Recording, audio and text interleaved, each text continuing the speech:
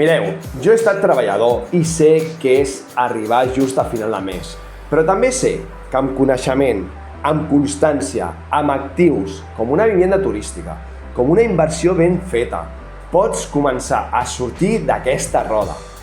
Aquest canal existeix per això, per donar eines reals, des del respecte a qui vol viure millor. Per mi, el que és immoral és voler que la gent no pugui mai sortir de la seva classe social.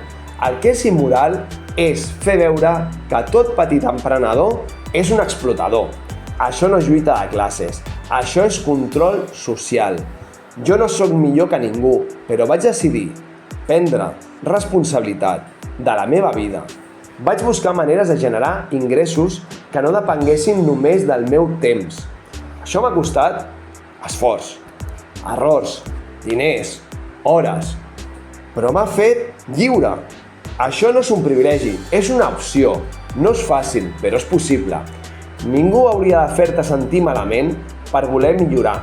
La llibertat no te la donen, te la construeixes tu. Quan ho fas, molesta, perquè la llibertat individual és el pitjor enemic dels que viuen del control col·lectiu. T'animo a no deixar-te atrapar per aquests discursos que només generen culpa i ressentiment.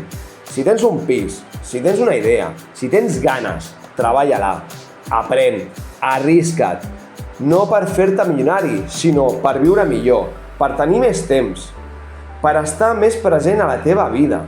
Això no és egoisme, això és llibertat.